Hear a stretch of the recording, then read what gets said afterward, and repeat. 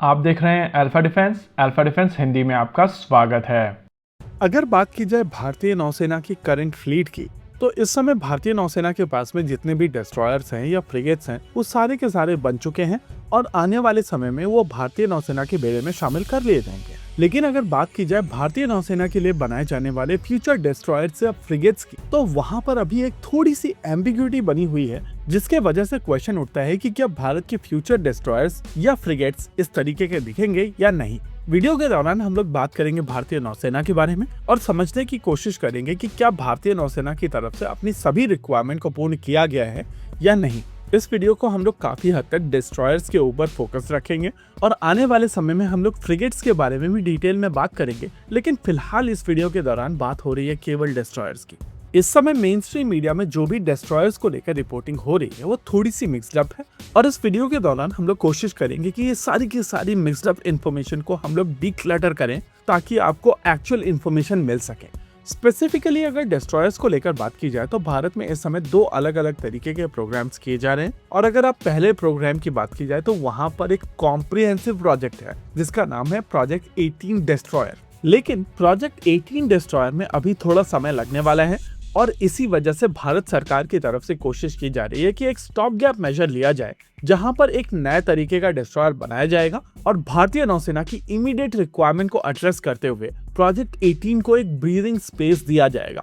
चीजों को बेहतर समझने के लिए आपको भारतीय नौसेना के प्रोजेक्ट्स में थोड़ा पीछे चलना पड़ेगा और समझने की कोशिश करनी पड़ेगी कि इस समय भारतीय नौसेना की तरफ से किस तरीके के प्रोजेक्ट्स किए जा रहे हैं। स्पेसिफिकली अगर बात की जाए प्रोजेक्ट 15 डिस्ट्रॉयर की, तो इस रिक्वायरमेंट के लिए भारतीय नौसेना की तरफ से कोलकाता क्लास के डिस्ट्रॉयर्स बनाए गए हैं और ये काफी केपेबल डिस्ट्रॉयर्स हैं जो इस समय भारतीय नौसेना के बेड़े में शामिल किए जा चुके हैं। कोलकाता क्लास भारतीय नौसेना को वो क्षमता देती है जो इससे पहले भारतीय नौसेना के पास में नहीं थी, यानी कि indigenous surface to air missile system, tracking के लिए भारत का अपना खुद का रेडार सिस्टम। हालांकि ये रेडार सिस्टम इसराइल की मदद से बनाया गया है, लेकिन ये काफी हद तक इंडिजिनस तौर पर डेवलप किया गया है। सबसे इंपॉर्टेंट कंपोनेंट की अगर बात की जाए तो वो है इसका ऑफेंसिव पंच और ये ऑफेंसिव पंच पूरे वर्ल्ड में फेमस है। बात हो रही है BrahMos supersonic cruise missile system की, जो कोलकाता क्लास का मेन स्ट्राइक वेपन है। कोलकाता क्लास के 3 डिस्ट्रॉयर्स इस समय भारतीय नौसेना के बेड़े में शामिल किए जा चुके हैं और अगर इनके इम्प्रूवमेंट की बात की जाए तो वो है वाइजैक क्लास,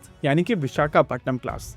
इस क्लास के भी 4 डिस्ट्रॉयर्स इस समय भारतीय नौसेना को डिलीवर किए जा रहे हैं और इसी वजह से क्वेश्चन उठकर आ रहा है कि इस समय अगर कोलकाता क्लास और वाइजैक क्लास दोनों ही डिलीवर किए जा चुके हैं तो नौसेना आने वाले समय में कौन से डिस्ट्रॉयर्स अपने बेड़े में शामिल करेगी। आंसर है प्रोजेक्ट 15C।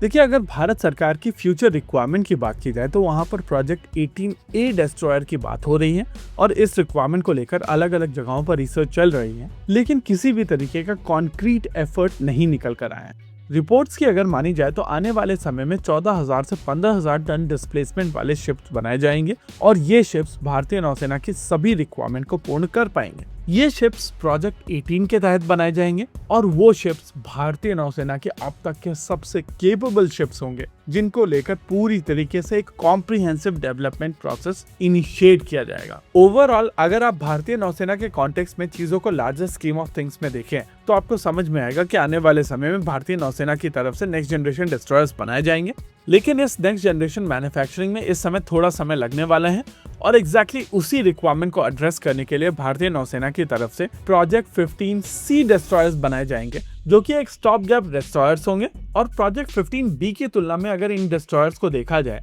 तो ये ज्यादा इंप्रूव डिस्ट्रॉयर्स होंगे जो भारतीय नौसेना की सभी रिक्वायरमेंट्स को पूर्ण कर पाएंगे। ओवरऑल यहाँ पर आपको एक बेहतर पिक्चर मिली होगी। इसी के साथ आज के इस वीडियो में रखने केवल इतना ही। वीडियो को अंत तक देखने के लिए धन्यवाद। देखते रहिए अल्फा डिफेंस। जय हिंद।